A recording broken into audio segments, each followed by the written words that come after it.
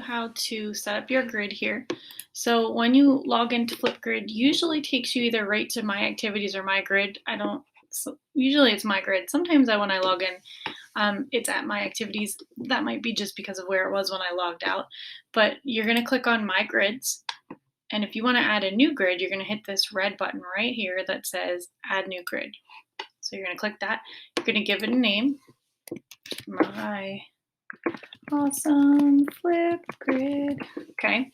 And then you're going to choose how you want the students to access your grid. There's three choices here. And depending on what grade you teach or what you're trying to do with the FlipGrid, you might want to do different things. So first one is school email. That's the one I typically use. It allows them to log in with their Microsoft or Gmail school email, their Google account.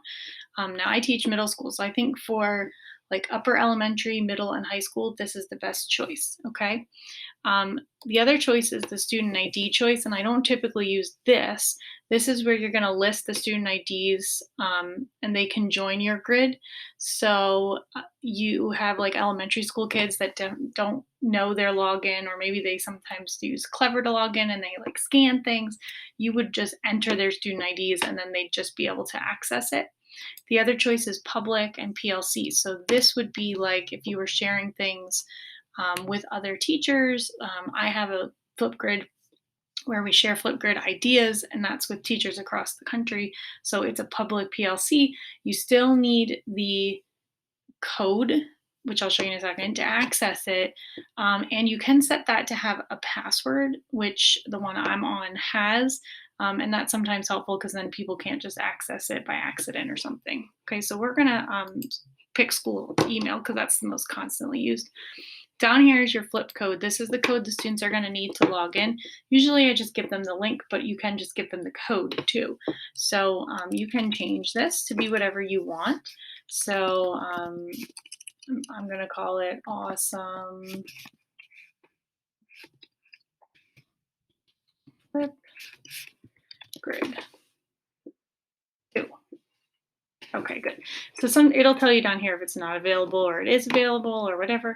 Okay, you're going to hit next. And you can see because I picked school email, it automatically populates with the email address that I'm using. Okay, if I wanted to add other email addresses, like right now it's only populating with my email address. If I wanted to add in the student's email address, I would just add that in, I'd hit enter, and then they'd be able to log in. Anybody outside of these can't log in. So if you don't have an at your Gmail, like at and whatever your domain is, they won't be able to log in. So like parents wouldn't be able to log in unless they work for your district or something like that.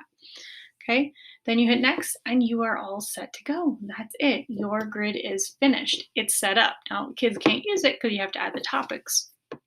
Which you'll learn about later on, but it's all set up. So this is your code here. You can see you can share it on Remind, Google Classroom, in Microsoft Teams, or if you have another LMS system, you can do the embed code or just the regular code. When you go to your grid, you're going to see a couple things here. Right here's your flip code that you can share with your kids. If they're using the Chrome extension, then they could just enter that flip code right here.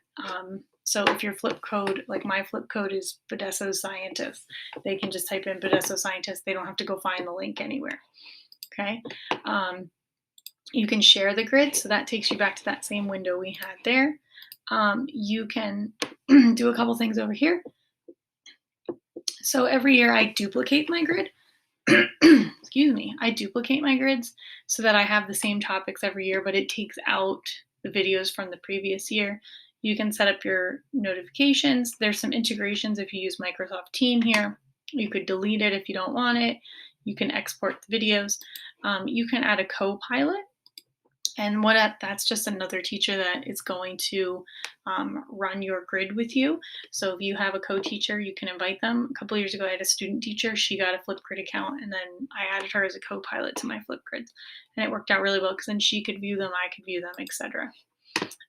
You can, if you hit this little pencil here, you can edit anything about it. So if you want to change the code, if you ended up wanting to add other domains or changing it to public, you could do that.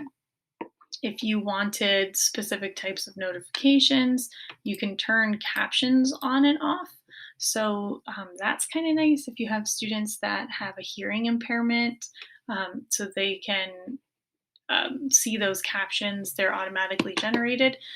Just tell the students to be careful that they're in a real quiet environment when they're recording. I think that's good no matter what, but especially for the captions, you can hide the grid or activate it. Okay. It usually is automatically activated. You can allow grid followers. So what that means is the students can follow your grid, and then when new topics are created or something, they'll get an email about it. Some students like to do that. And then you can change the pictures. So they have some pictures down here that you can change to. Like if you wanted to just make yours this, okay, or that. There's all different things you can choose here. You can upload your own picture from your drive or wherever you want to upload it from. So if I wanted to just upload my own picture, I could do it like that. It's going to upload my picture, and then it's going to make that picture my grid picture. So when I update my grid, you'll see it there. Okay, so your grid also comes already pre-activated with a first topic, but I'm not going to get too involved into the topics, and there's a separate video on that. So those are all of the things you need to know about setting up your first grid. Hopefully that was helpful, and you can go ahead and give it a try.